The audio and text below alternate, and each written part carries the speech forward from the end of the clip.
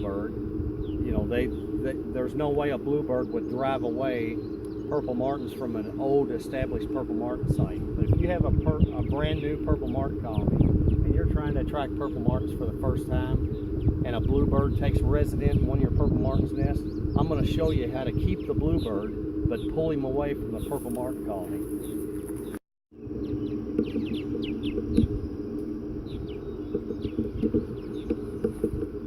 Alright, we don't have an actual bluebird problem here. This colony already has purple martins, and most likely you're not going to have bluebird problems on an old established purple martin colony. Now on a brand new one where you've never attracted purple martins, yes, the bluebird can be a problem. So we're going to simulate that it's this gourd right here, that we've got a bluebird on a brand new colony that has no purple martins, and we're trying to attract purple martins, and a bluebird wants this particular gourd. So I'm going to show you how we fix that. I've got a piece of wire, just a big heavy piece of copper wire. There's many ways you can do this, but let's just say that this is the gourd that the bluebird was taking, and you want to drive the bluebird away. Well, the best way to drive him away is to make him follow the nest that he wants. So we're gonna hook this up with a rope. I'm gonna tie this wire. And I've got a wire through the neck of that gourd, and then I'm gonna tie a rope to it. All right, so now I have the gourd tied onto the arm, and I want to show you what I did. Just tied the neck, you know, the rope is hanging over the top of the gourd arm. I've tied the gourd, just real simple, and I hang the rope over top of the gourd arm. And then we're going to raise this rack back up in position and wait till the bluebird comes back.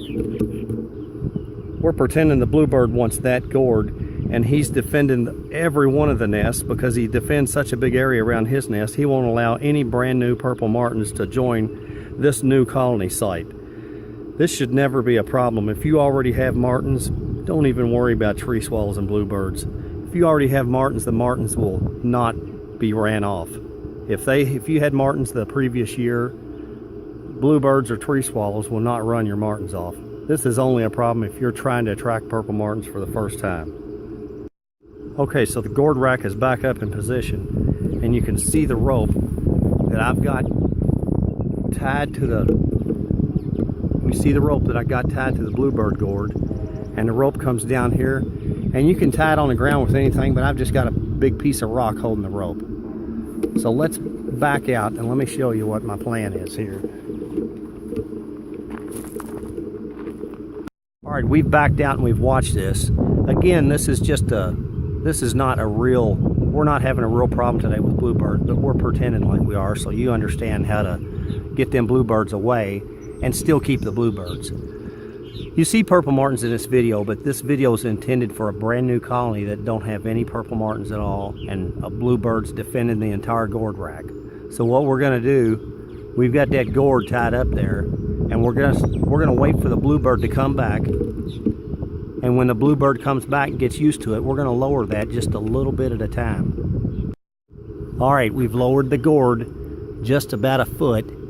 And again, this is gonna be pretending like it's at a brand new colony where there's no purple martins, and the bluebird's found his nest. You know that he wants that gourd, so he's gonna follow that gourd. You can't do this the first day the bluebird's there or the second. You have to make sure that he's claimed that particular gourd, and you want him or her to follow that gourd down.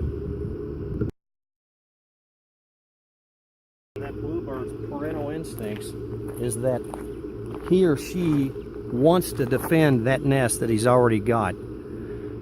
So we've lowered it. We're just going to sit back and watch. We're going to wait for the bluebird to return. Give the bluebird a half hour or so to get used to it at that elevation. And then we're just going to lower it again.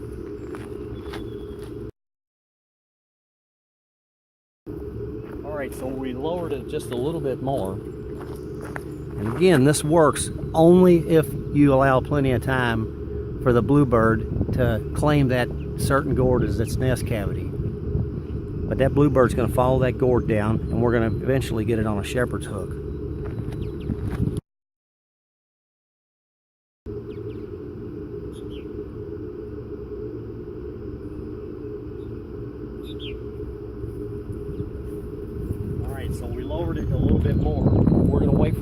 bluebird to come back. But you can see, if you had a brand new purple martin colony, you just bought this gourd rack, and daggone it, I got a bluebird that wants one of the gourds. Let that bluebird get used to that gourd. Give him a week or so if it has to take that long.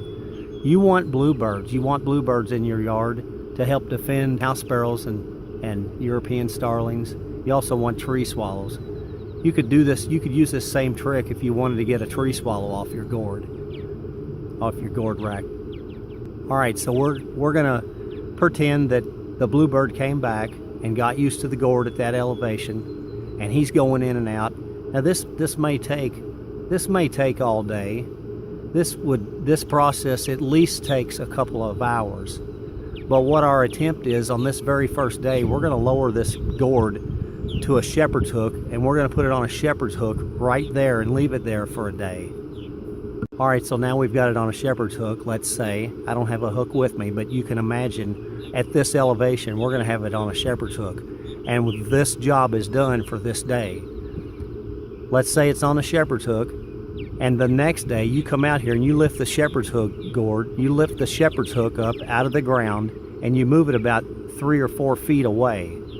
And every day you just move it 3 or 4 or 5 more feet.